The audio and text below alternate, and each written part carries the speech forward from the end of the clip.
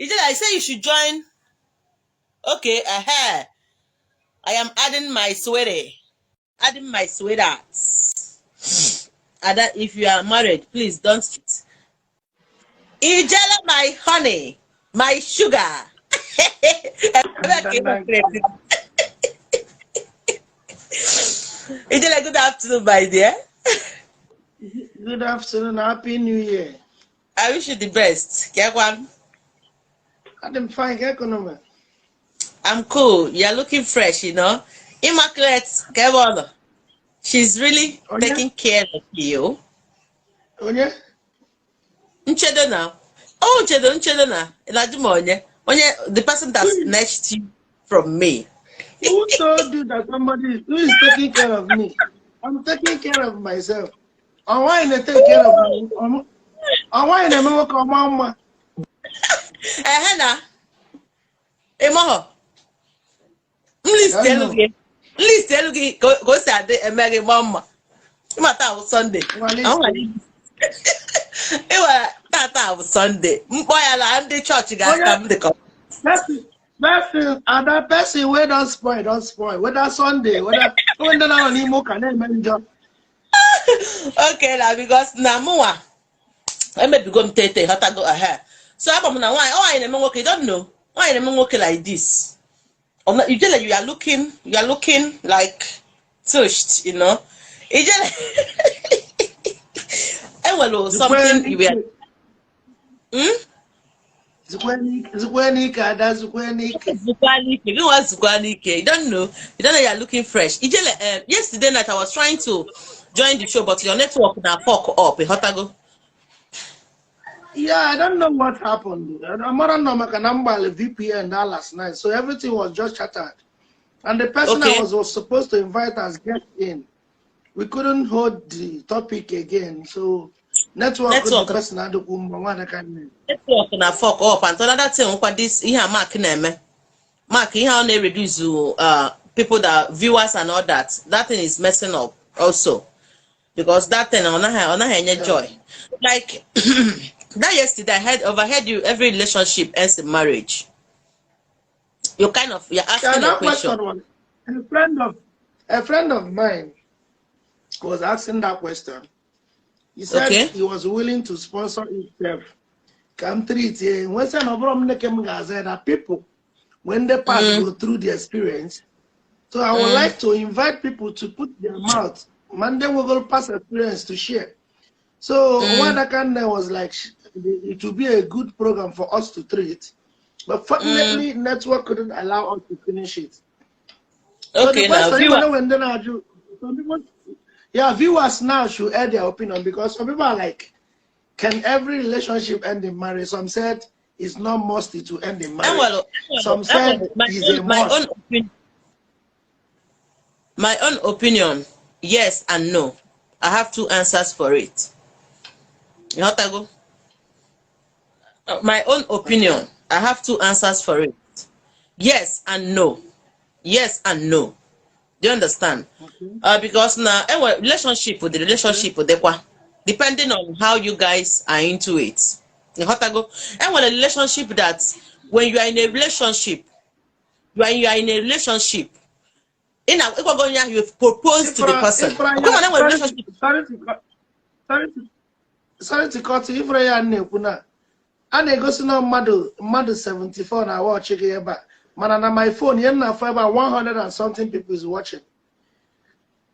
That's it. Now, Mark is Facebook is here in the channel. Trump. Of course, 23rd of February, I launched that truth this thing. Truth something. Yeah, one Mark Trump social truth. Kind of his own social. I got there. So now I want two answers for it. Please, if you are watching us, drop your own comment, like your own opinion on the comment section, because a lot of people don't know about it. That's not when you must marry them. If you leave them, they will kill you or they will frustrate you. But some people don't know that it's real. Some people are doubting it. Let me tell you, relationship na the knows on now, but anyway, relationship that don't even need to end in marriage, like relationship a lot na only when relationship is leading somewhere. Do you understand? Depending on the one you know into. And well, for do you know that Ijele? And well, for the 4 years, 3 years. Get in on a relationship. And so then you hope that he's going to marry you. Queen Ahota. And well, for the like this now, gonna one you be for 3 years. Or the woman had any other person. It's only you. For 4 years, for 4 years as a lady will go on. Because inside of her, believe God that you are going to marry her. And when they know such relationship, not marriage, such relationship. Okay, now are you gonna tell me that after 4 years, you just wake up all of a sudden and start telling that lady in her promised marriage that it is over? To you, Maliki, in one reason for that, because if a lot of them will haliwe gilicha, they will feel that you have expired.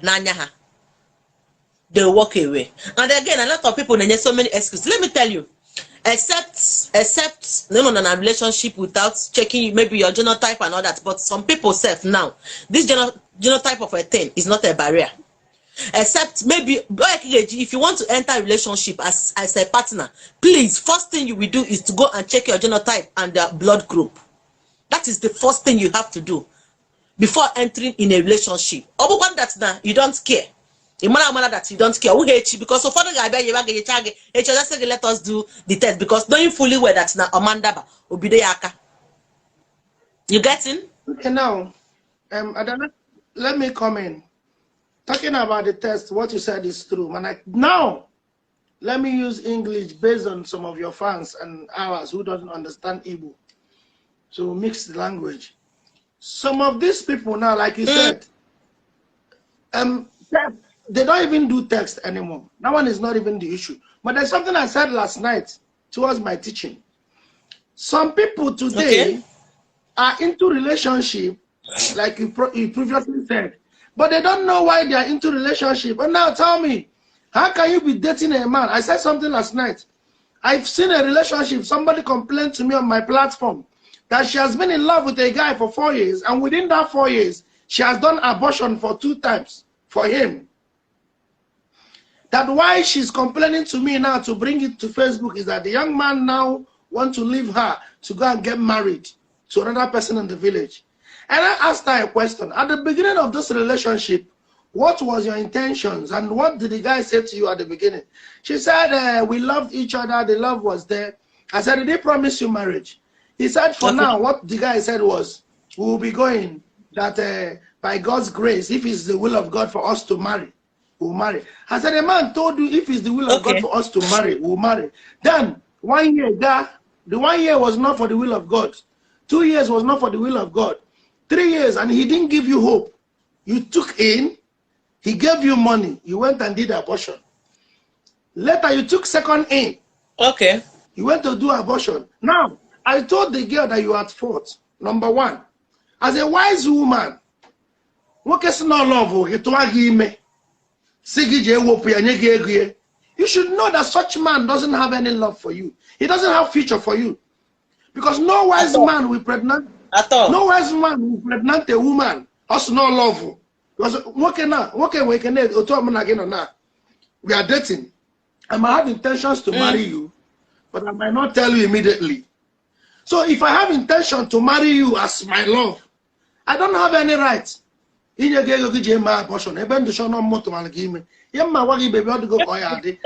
your family. I know your family. I know your family will be against you, but please, it has happened. I don't want you to do abortion. That is what a real man will do.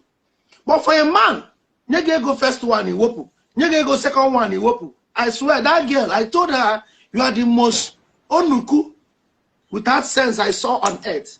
Ijele. And so many women, Ijele. I'm coming. Okay. So many women are still victim of this thing. So many women are still a victim of this thing that is happening on daily basis.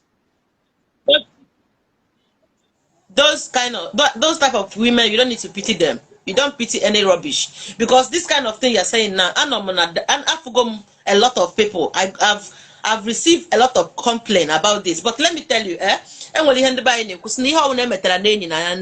except the one of Onyaha promised to go get marriage.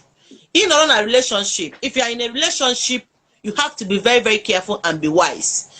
Both working and one because a lot of people, a lot of ladies that are too desperate. I call them desperado, thinking that when you are in a relationship with maybe you're not in a relationship with the guy, that that guy is going to marry her. A lot of women are like that. When they're too desperate and not in a relationship with you, they will just be doing anyhow. Like if you're a woman, you are in a relationship with a man, know it that because you cannot use because you're in a relationship and destroy your womb. That man don't have anything to answer. That man don't have anything to answer because you are a woman being, you are supposed to take care of yourself. You're supposed to take care of yourself. Don't even know that now on a listenable. Except maybe not all propose to go to you at a point to happen. That is the only way you will go to any length if you want to do anything. But about that now, maybe you are just I have a friend. We're not talking about marriage. Is this room is not with the person 1 year? Or not 1 minute? The rest, I'm mad now. With my idea, I am mad. So a lot of ladies don't know about relationship. They are thinking that when they're giving you morning, afternoon, night sex every day, cooking for you, sleeping for you, that you're going to marry them.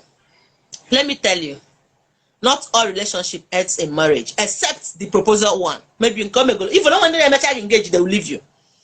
And when they engage, they will still leave you. Engagement is not even guaranteed that the person is going to marry you. But that one is the one that you are going to suffer it if you as a man purposely leave the lady. I want to you may go engage. Maybe you're going to go for 1 year, 2 years. You may engage. On a check it. After everything, you will tell her you don't want to marry her just because of nothing. Just silly excuse. My dear, you're going to suffer it as a man. That was why I said it's 2 types. That he must marry you, but only excuse. You have to go. So, all that now, you a lady, you are living with a man. That now, relationship is just relationship. Let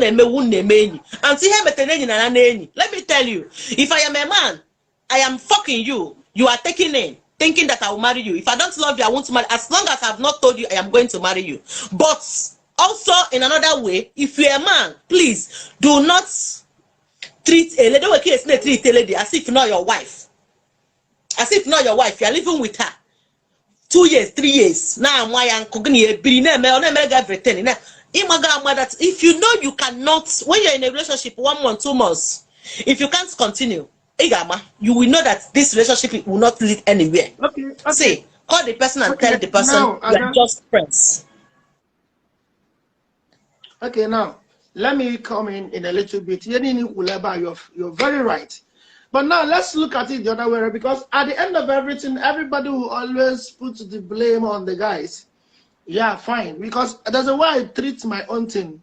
Like you said, the relationship. No. The marriage is no. I am not. I'm not blaming. I'm not blaming them. No. Okay. No, let me come. I said some people would like to blame. I did not say you. People will always like to blame the man in a way. But let me come. You always equal ever and pick. You said it must not end the marriage. Very good point. And you gave second point, that for this reason it should end the marriage. And I said it last night, and I always say it.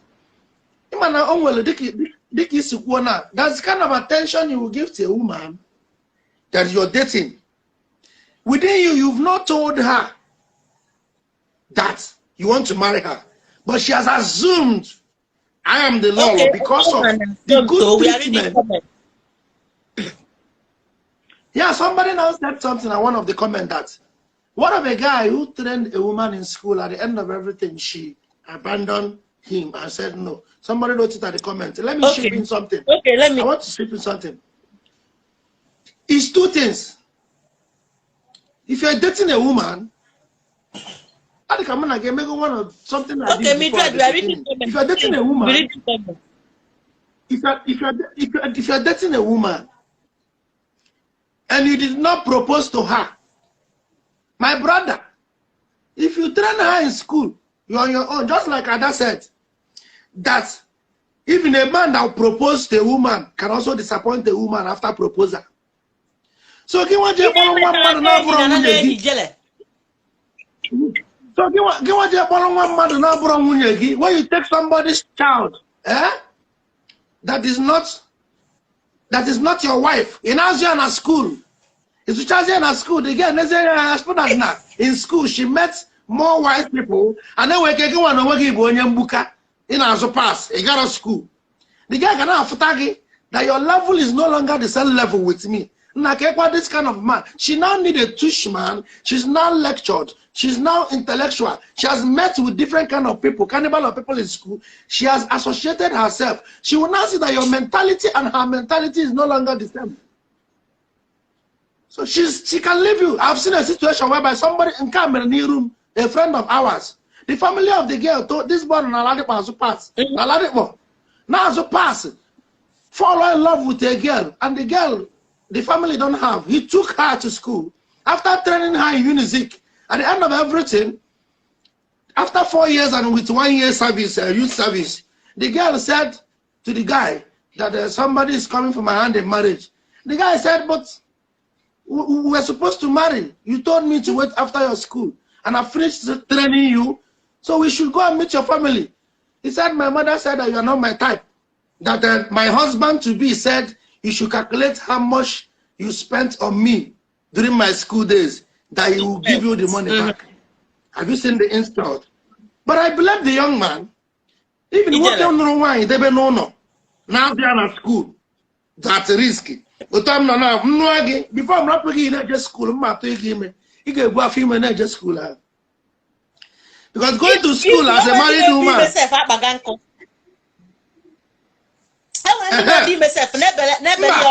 By the you know, at least somebody will know that this is somebody's wife. But in a situation whereby my wife is not pregnant, telling her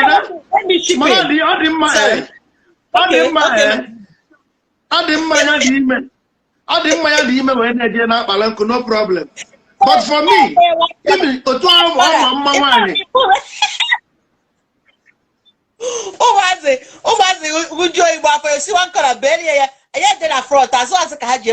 by the corner way. That one is clear, but any man open with conscience. Yes. Any man that has conscience. From one he I will not working with conscience. For why he dare not sleep with her. Can conscience? We will still come for that. No, people don't have conscience. No, I'm giving you an example based on we are still treating the same topic, but not based on the question of Madu Juleba. What of why Madu China school? All relationship can okay. All relationship can or as well as school, whatever nature. So at the end of everything, the girl will happy according to the question. Now, if you know that you've not married this girl and you didn't propose to her, you didn't engage her, no, say after my school, we will marry. You are just wasting you are doing charity organization. It's two weddings, 50-50. Anything can happen in the future. Yeah. Ijele, let me tell you. And when it's that thing in it could not do 2 types. And when the one of greedy ladies, when the one of wicked shots. Wicked. And when do you know that when a lot of ladies is very wicked? Likewise men. But when it comes to training a lady na university, because you will marry her inside of you want to marry her. You have not even asked her if you are going to marry me. Will you marry me?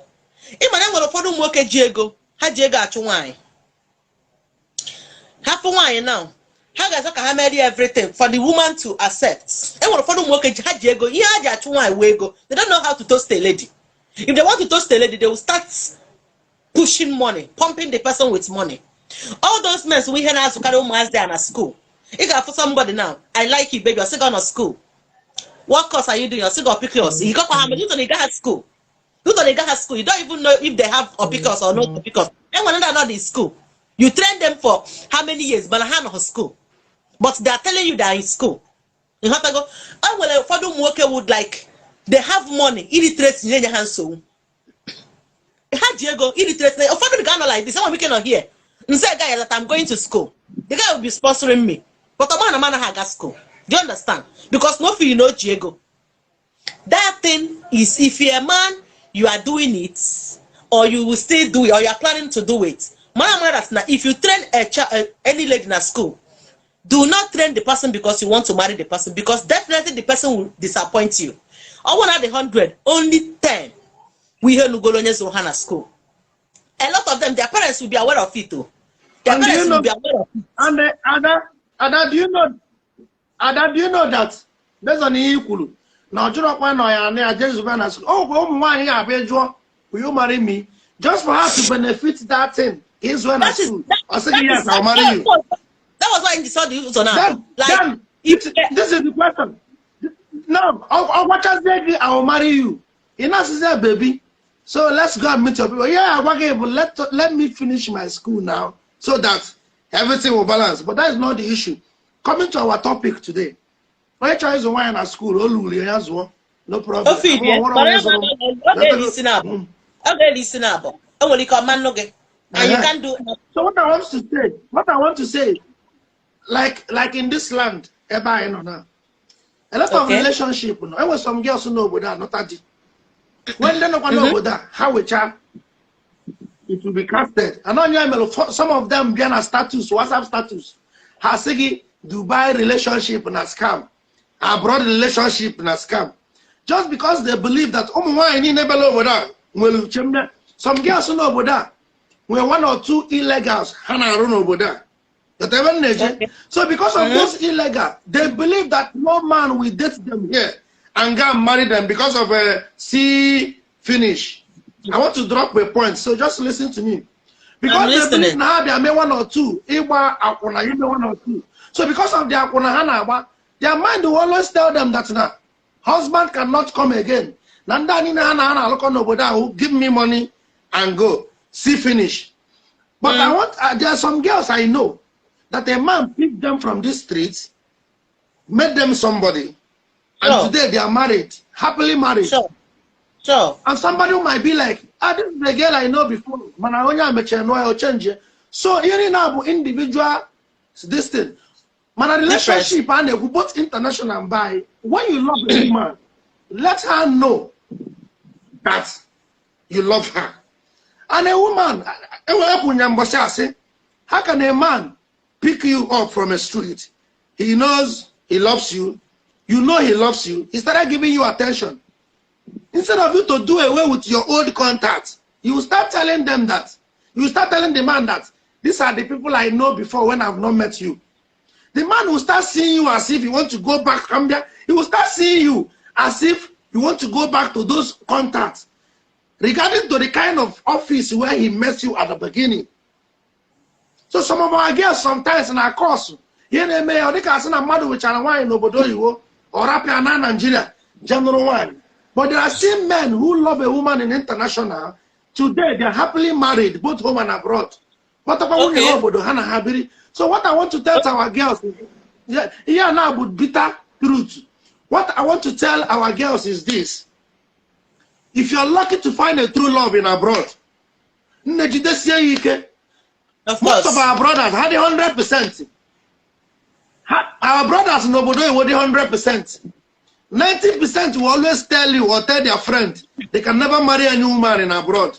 Now, but you will see a dedicated man that will say. But you will see a dedicated man that will say, I love her. She was a bad person, but now I believe she has changed. Man, have a problem our girls in a way. How does our girls in the feel two-headed? Oh, we're going to know where all the plumpy, all the tush. Others are not casting away up in a status. If there are many fishes in the river, if this one go, somebody would have loved me for who I am will come. Nobody will love you for who you are. Nobody is ready to marry nonsense. No man is ready to live with nonsense at home. Ijele. So anybody that wants to change for better tomorrow. That is why at the end of everything, they will be like, some relationship did not end in marriage. Somebody like me, if I love you, you give me everything, you can cook very well, you are neat, as in we do things. What am I waiting for again? Ijele. There's no need because onya in a she's not also perfect. You will start learning a new person again. Let's assume you broke up with your relationship because of her bad character. The person you are going to marry again, you don't know the relationship or the character she has. You will start learning a new character again from that person. So that's why some people will say in their language that the angel you don't know, that the devil you know is better than the angel you don't know because you live with her, but maybe the girl when you walk, it's left for you to tolerate that you walk. And then when we walk, once off okay, bam, depending on how you continued with her. The only thing now that will make me to say, now we get one, for example, it did not end the marriage. Maybe now Mejizuese, as no name akantoto, is worry, something like that. Or it wasn't Hilo. These two things, and she couldn't stop it. These two things will be enough reason for me. When I try to stop it, and they couldn't stop it, it might be enough reason for me to quit the relationship. Because I will not want to marry a woman that will kill me tomorrow. Because one a relationship that is not faithful, she will never be faithful.